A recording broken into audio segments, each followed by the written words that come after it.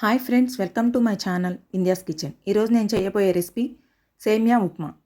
ముందుగా stove on చేసుకుని ఒక గిన్నె పెట్టుకుని అందులో 3 టేబుల్ స్పూన్ల నూనె వేసుకుని కాగనివ్వాలి. నూనె కాగిన తర్వాత పోపు దినుసులు 1 స్పూన్,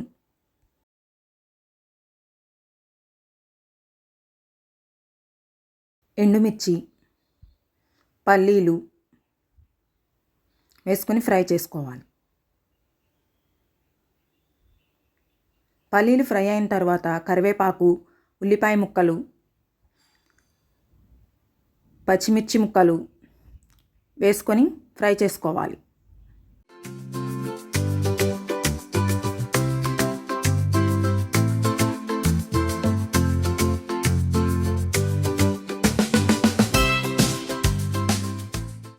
ఉల్లిపాయ ముక్కలు ఫ్రై అయిన తర్వాత చిన్నగా కట్ చేసుకున్న క్యారెట్ ముక్కలు వేసుకొని ఫ్రై చేసుకోవాలి.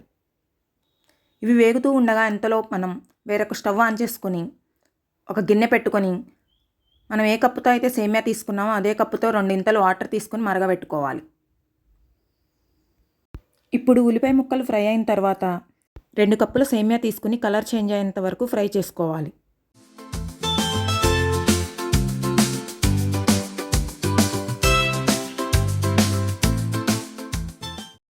ఇప్పుడు అందులో రుచికి సరిపడా ఉప్పు వేసుకొని కలుపుకోవాలి. ఇలా సేమియా ఫ్రై అయిన తర్వాత మనం మరిగించిన వాటర్ తీసుకొని సేమియాలో పోసుకొని ఉడికించుకోవాలి.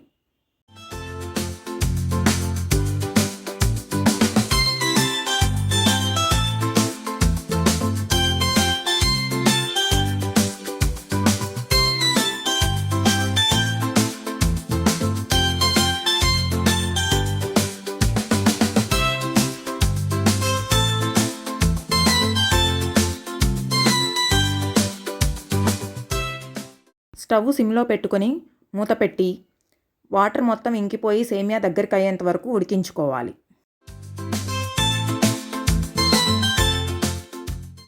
ఇలా ఉడికిన సేమియాను స్టవ్ ఆఫ్ చేసుకుని ఒక ప్లేట్లోకి సర్వ్ చేసుకుంటే సేమియా ఉప్మా రెడీ.